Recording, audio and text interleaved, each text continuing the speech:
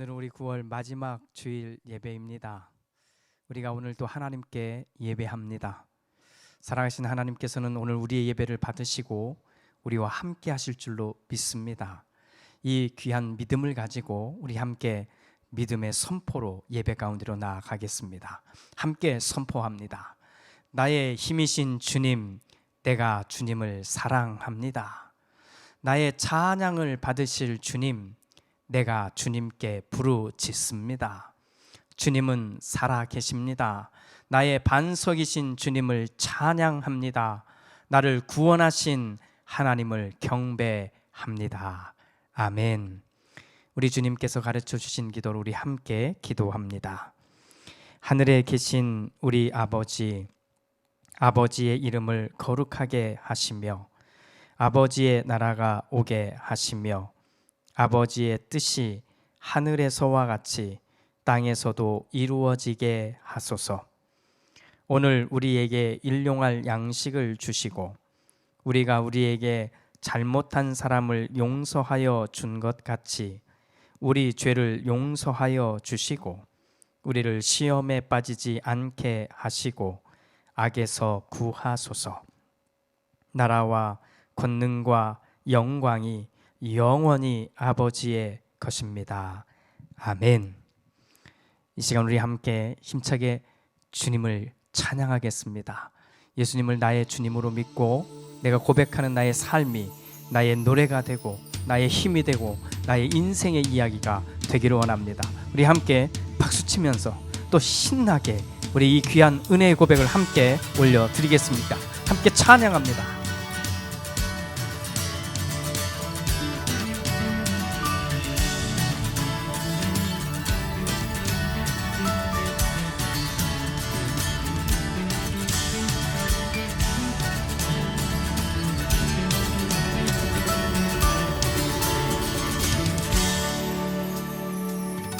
예수로 나의 구주 삼고 성령과 피로써 거듭나니 이 세상에서 내 영혼이 하늘의 영광 누리도다. 아멘.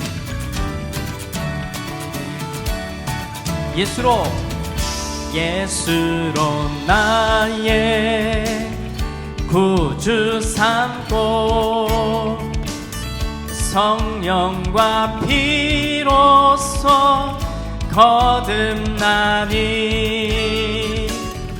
이 세상에서 내 영혼이 하늘의 영광 누리도다. 아멘.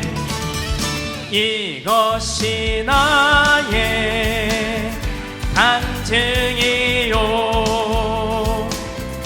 이것이 나의 찬송일세. 나 사는 동안 끊임없이 구주를 찬송하리로다.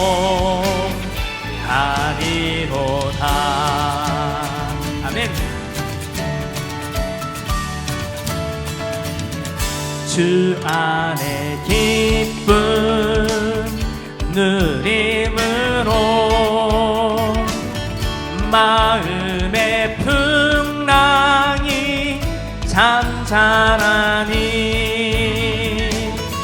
세상과 나는 간 곳 없고 구속한 주만 보이도다. 아멘.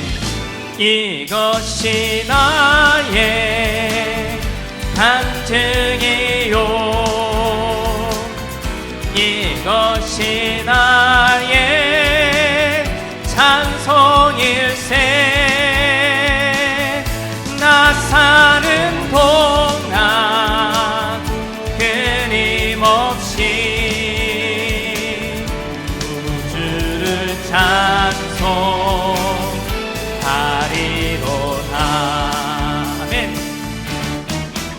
이것이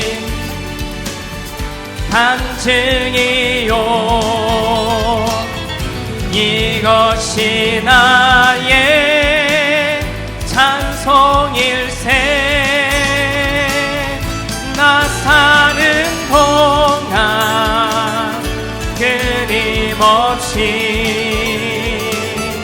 구주를 찬송하리로다. 아멘.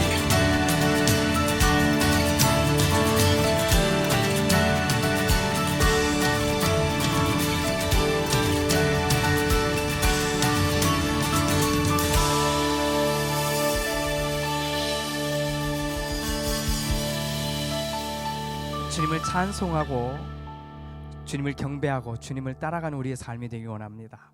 이제 우리 함께 고백하기를 원하는 이 귀한 찬양은 느리지만 하나님 우리를 다 아시고 보고 계시다고 하는 이 고백입니다. 이 고백 우리 한번 진실하게 우리 함께 드렸으면 좋겠습니다.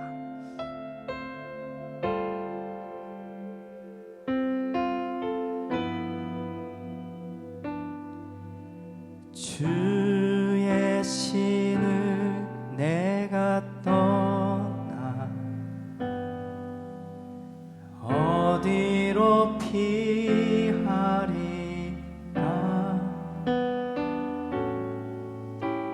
주는 모든 것 아시오니 어디로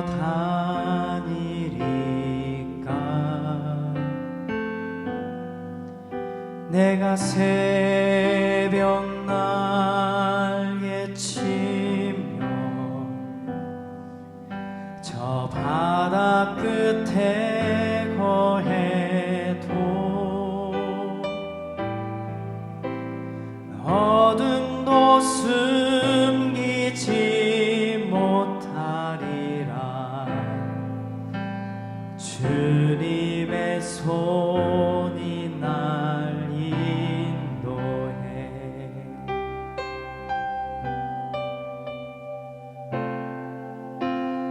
주의 신을 내가 떠나 어디로 피하리까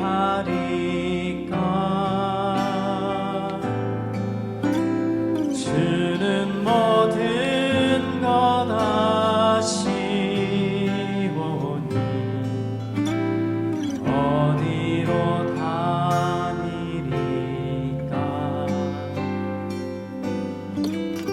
내가 새벽 날개치며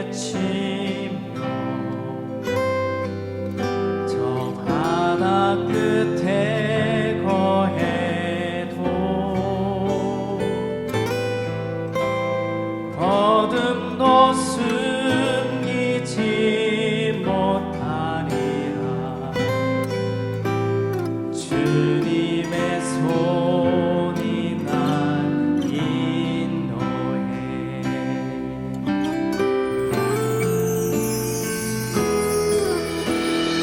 주님은 내 모든 것을 지으신 분이시니 주님의 위대하심을 내가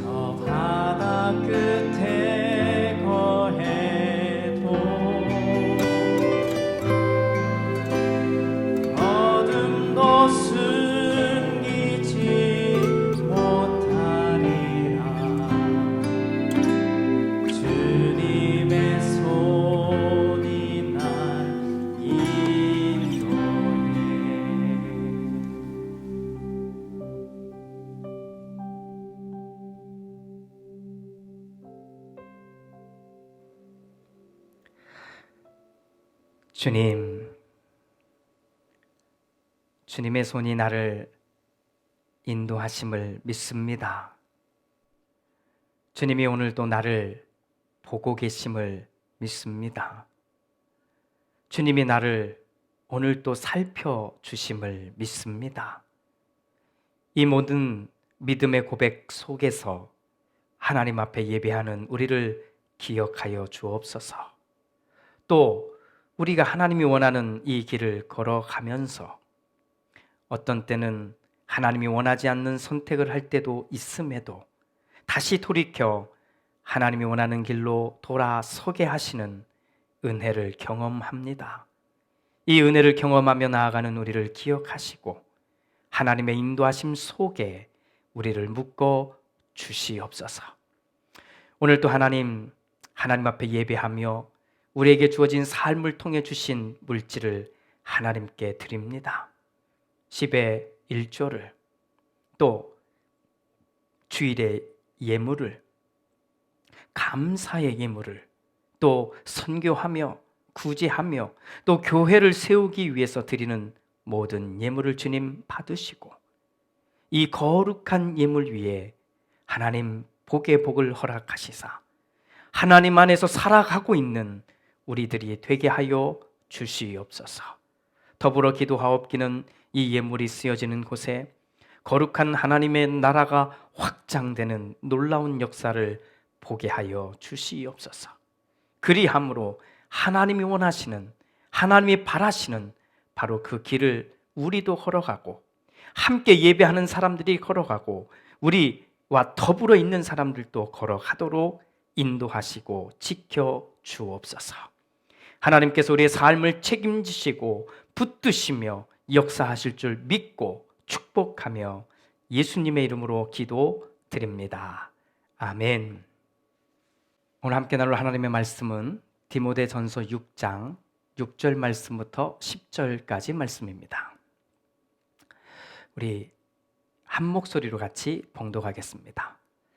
자족할 줄 아는 사람에게는 경건은 큰 이득을 줍니다. 우리는 아무것도 세상에 가지고 오지 않았으므로 아무것도 가지고 떠나갈 수 없습니다. 우리는 먹을 것과 입을 것이 있으면 그것으로 만족해야 할 것입니다.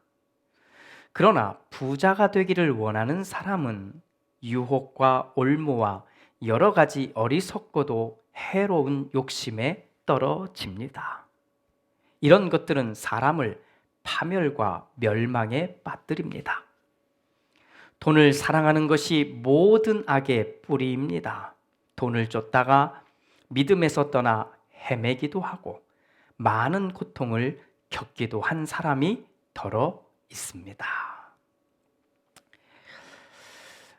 제가 언젠가 개인적으로 경험한 아주 짧지만 간단하지만 씁쓸했던 이야기 하나를 전합니다. 한국에 있었을 때의 일입니다. 차를 타려고 집을 나서서 차가 있는 곳까지 걸어가고 있는데 땅바닥에서 500원짜리 동전을 보게 된 겁니다. 냉큼 흙이 묻어있지만 그 동전을 딱 주워 들었습니다. 그리고 흙을 탈탈 털고 그리고 나서 제가 어떤 행동을 했는지 아십니까?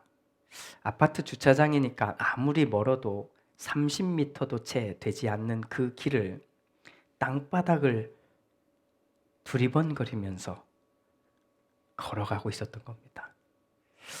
차에 타고 시동을 딱 걸고 났는데 한편으로는 씁쓸한 웃음이, 한편으로는 한심한 그 마음이 들었던 겁니다. 500원짜리 동전 하나인데 누군가 떨어뜨린 그 돈을 주운 것밖에는 없는데 그리고는 내 고개가 바닥을 계속 휘젓고 있는 나의 모습을 내가 스스로 보게 된 겁니다. 누가 보지는 않았을 것 같습니다. 짧은 시간이었으니까. 그런데 아파트 저 위에서 누군가가 보고 있었다면 어땠을까? 어떤 느낌이었을까, 그 사람이 볼 때는. 하지만 저는 한 가지 생각을 해보게 됐습니다. 그것 하나만으로도 나는 나의 본성을 보게 되었으니 차라리 잘된 일이라고 해야 할까요? 아니면 참 생각이 복잡해집니다. 돈을 쫓지 않는 사람이 있을까요? 돈에서 떠난 사람이 있을까요? 돈이 필요 없는 사람이 과연 있을까요? 우리는 세상의 법칙을 잘 알고 있습니다. 특히 돈의 힘, 돈의 위력에 대해서는 두말할 필요 없이, 또 설명을 많이 할 필요 없을 만큼 잘 알고 있습니다. 또 그것이 또 돈이면 다 된다는 생각, 이 생각은 작든지 아니면 많게든지 우리는 다 가지고 있습니다. 돈이면 사람을 사기도 하고 팔기도 합니다. 돈으로 학위도 사고 명예도 사고 사랑도 삽니다. 돈이면 재판장에게서 악인이 선인이 되도록 만들기도 합니다. 사실 이런 말을 완전히 반대하고 싶은 심정이지만 우리의 눈에 비친 세상은 완전히 반대하지는 못하도록 우리에게 보여주고 있는 것 같습니다. 어쩌면 이것이 세상을 살아가는 그냥 세상의 삶의 법칙이라고 이해하고 받아들여야만 하는 것처럼 느껴집니다. 자, 세상은 그렇다고 하고 교회는 어떨까요? 교회도 돈이 필요합니다. 목회자도 돈이 필요합니다. 선교하는데도 돈이 필요하고 구제에도 돈이 필요하고 2세들을 훈련하고 교육시키는데도 돈이 필요합니다. 자, 그러니 우리는 어떻게 해야 할까요? 돈은 악한 것이라고 무조건 말해야 할까요?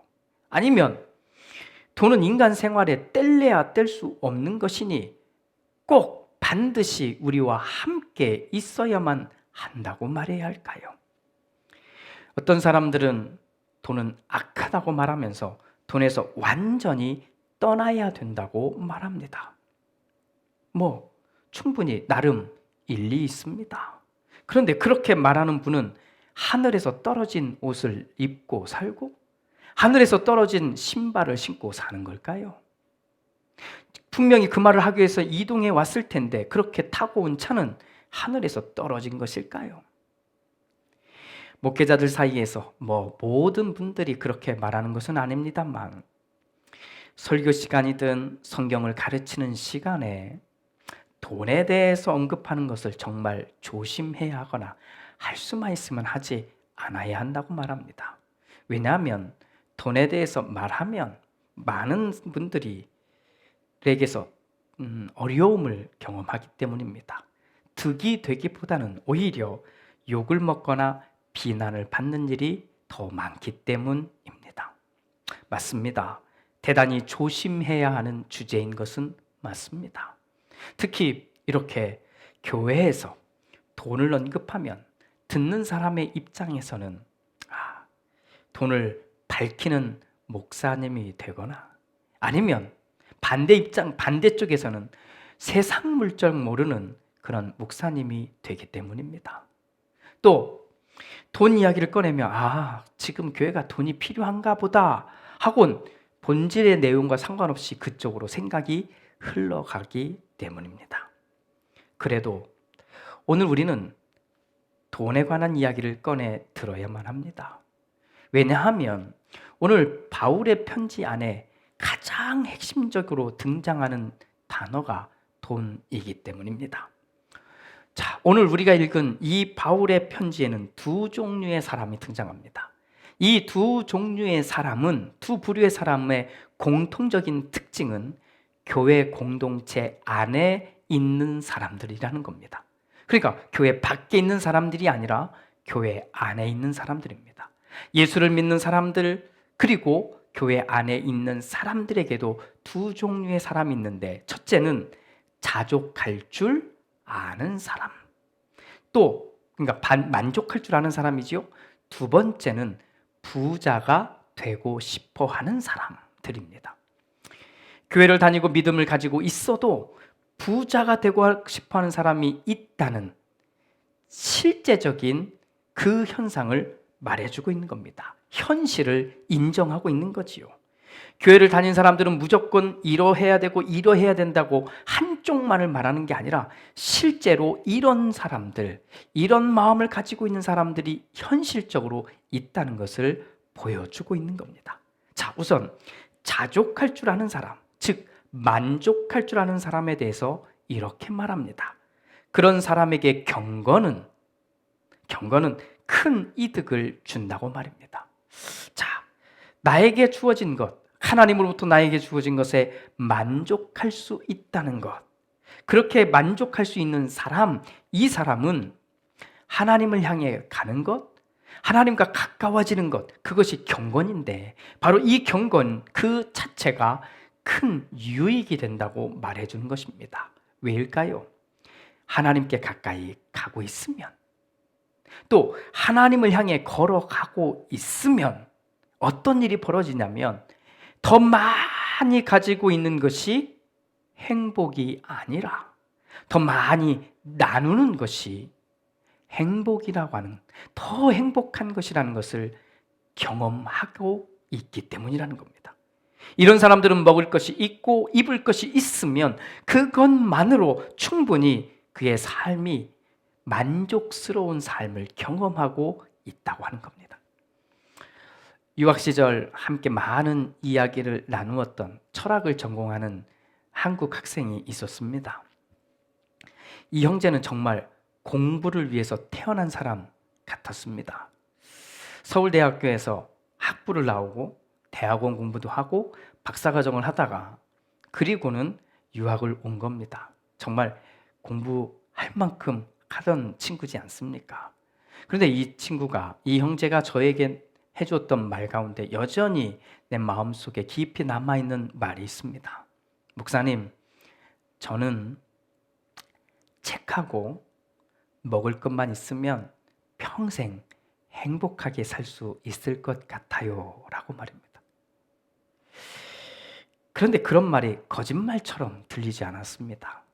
왜냐하면 제가 옆에서 지켜봐도 공부하고 있을 때, 책을 보고 있을 때 아주 잘 먹지 않아도 먹을 것만 있으면 그 어느 때보다 행복해하는 모습을 봤거든요.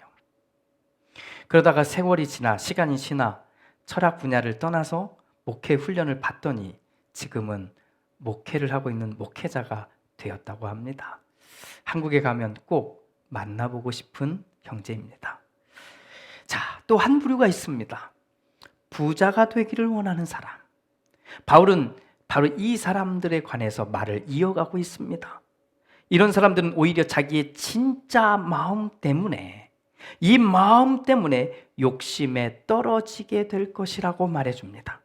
원문을 읽으면 사실 이런 느낌입니다. 뭔가를 할 때마다 이 마음속에 부자가 되기를 원하는 마음을 가지고 있으니, 그러니까 무엇을 할 때마다 다 마찬가지예요.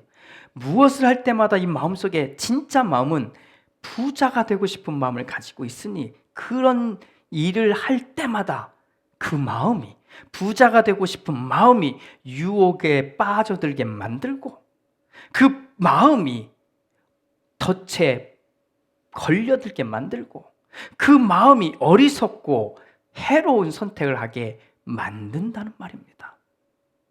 자, 이 말에 이어서 어떤 표현이 나오냐면 돈을 사랑하는 것이 모든 악의 뿌리입니다 라는 말씀이 나옵니다. 이 말씀도 원문의 느낌을 살려서 보면 이런 내용입니다. 내가 어떤 악한 것을 선택하게 되었을 때, 내가 어떤 악한 행동을 하게 되었을 때 그 원인을 추적해 보니까, 이런 왜 행동을 했을까를 따라가 보니까 거기에는 돈을 사랑하는 마음이 있다는 겁니다. 즉 모든 악한 행동의 뿌리에는 알고 보니 돈을 사랑하는 것, 탐욕, 이것이 있다는 겁니다. 우리가 원하지는 않는 악한 행동, 또 또 악한 결정 이런 것을 할 때 사실은 우리 마음의 깊은 곳을 한번 찾아 들어가고 또 찾아 들어가 보면 맨 끝에서 만나게 되는 나의 진실한 마음, 거기에서 우리는 돈을 사랑하고 있는 나의 모습을 보게 된다는 겁니다. 문제는 그렇게 돈을 쫓다가 믿음에서 떠나 헤매기도 하고 여러 가지 큰 고통을 겪는 사람이 있다는 겁니다. 맞습니다. 우리에게는 완전히 다른 방향의 두 길이 주어진 겁니다.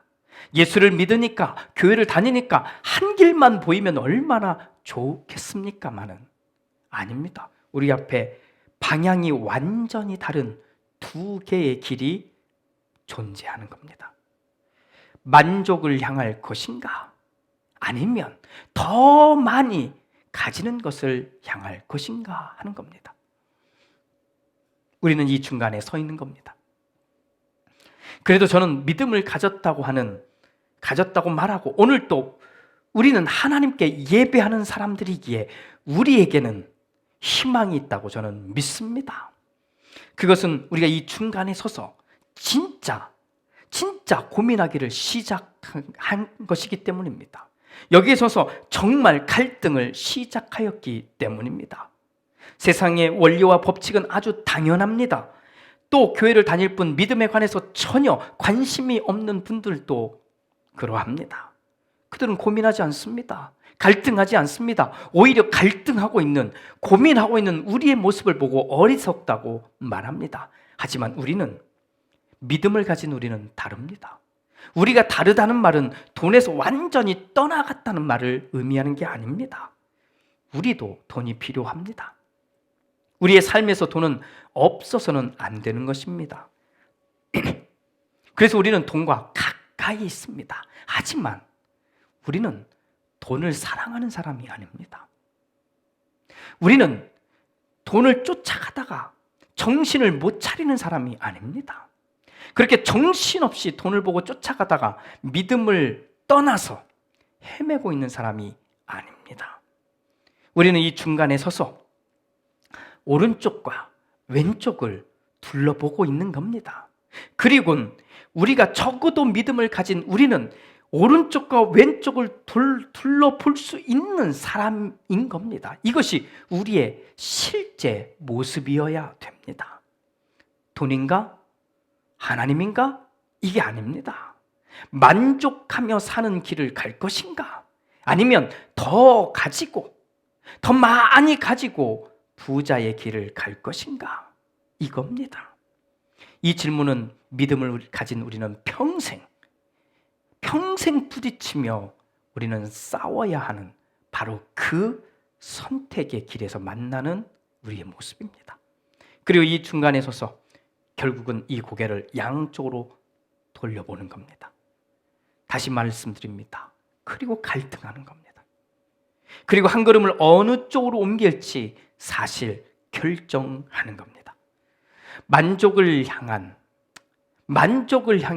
한 걸음을 옮긴 당신은 욕망과의 싸움에서 오늘 또 이긴 것입니다. 만족을 향해 고개를 돌리고 그리고 한 걸음을 뗀 당신은 오늘 또 돈을 사랑하는 마음을 포기한 것입니다. 만족합니다. 이 말을 진실하게 말할 때 당신은 돈을 사랑하는 모습을 또 한 번 하나씩 지워버리는 것입니다. 만족이라고 하는 이 단어는 억지로 내뱉을 수 있는 말이 아닙니다. 하지만 욕망, 이것은 자연스럽게 내버려 두면 오히려 우리를 삼켜버릴 것입니다.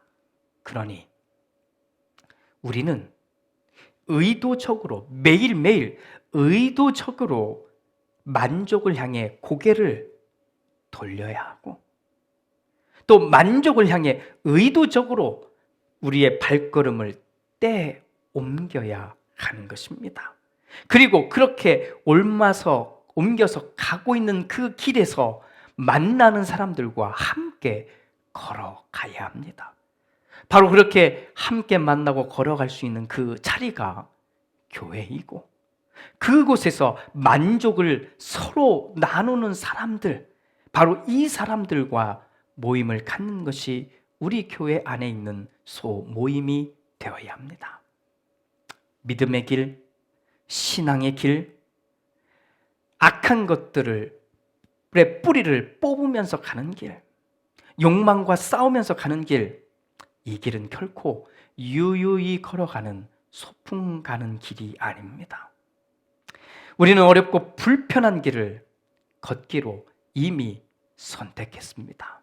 하지만 그 길을 걸으면서 우리는 매일매일 하나님이 주신 것에 대한 만족이라고 하는 풍성하고 아름답고 맛이 좋은 열매를 거둘 수 있게 될 것입니다.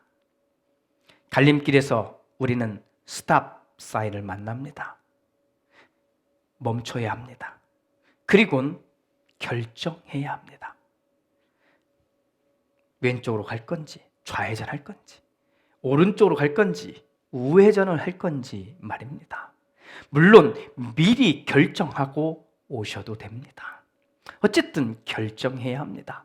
매일매일 하나님이 주신 것을 가지고 만족하며 살 것인가? 아니면 더 가지고, 더 채우고, 더 배불리 그렇게 살 것인가?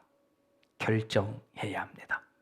그리고 그 결정을 따라 우리는 한 걸음 내딛게 될 것입니다. 그때 오늘 나에게 주어진, 하나님으로부터 주어진 모든 것에 만족하고 감사하고 기뻐하는 그 길로 턴하시기를 바랍니다.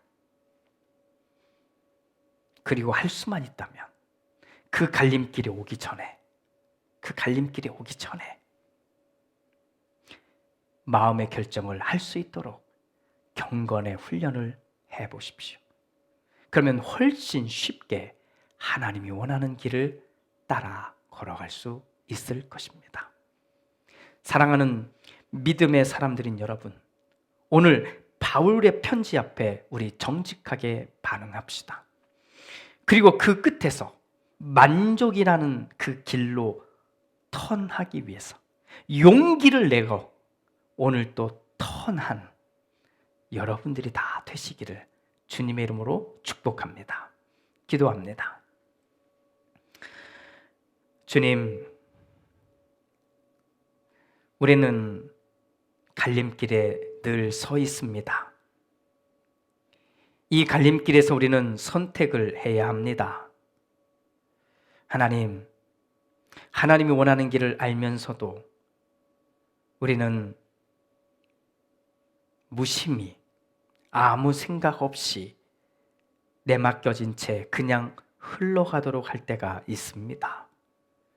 그런데 오늘 이 말씀을 나눈 우리는 다시 한번 도전합니다.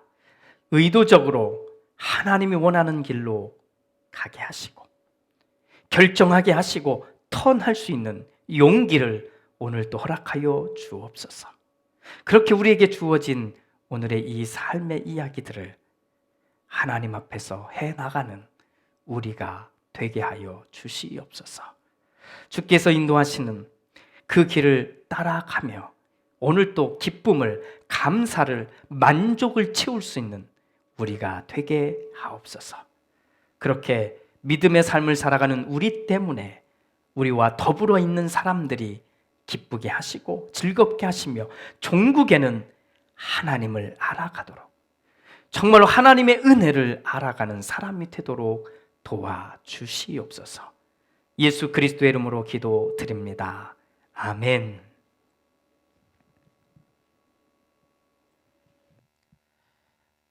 우리에게 주어진 말씀을 생각하며 우리 이 찬양을 드리면서 우리 함께 기도하는 자리로 나갑니다. 우린 연약하지만 주님이 원하는 길 우리가 선택하겠습니다. 결정하겠습니다. 하나님 도와주옵소서 하는 마음으로 찬양합니다. 주여, 우린 연약합니다. 우린 오늘을 힘겨워 합니다. 주 뜻 이루며 살기에 부족합니다. 우린 연약합니다. 주여 우린 넘어집니다. 오늘 하루 또 실수합니다. 주의 긍휼을 구하는 죄인입니다. 주만 바라봅니다. 한없는 주님의 은혜 온 세상 위에 넘칩니다. 가릴 수 없는 주 영광 온 땅 위에 충만합니다.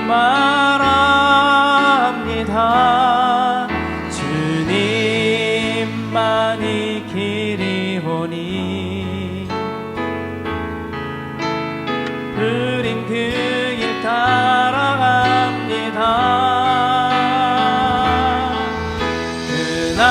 그날에 우릴 이루시 주는 완전합니다.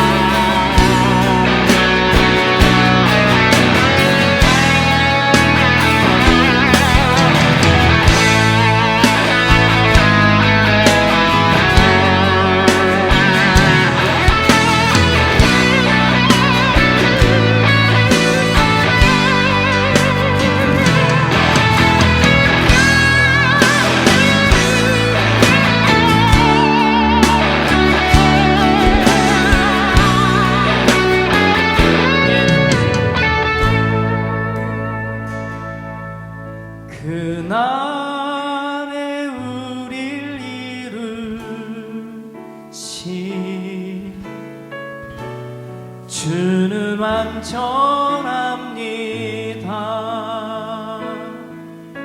그날에 우릴 이루시 주는 완전합니다.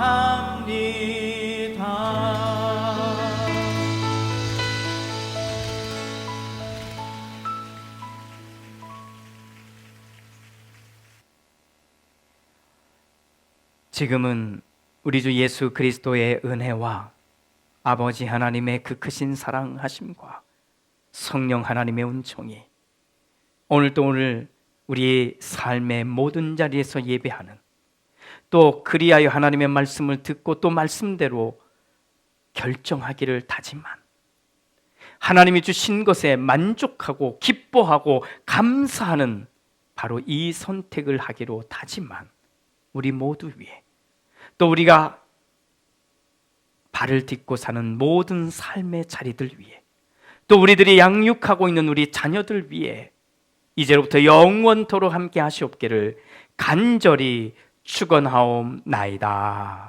아멘.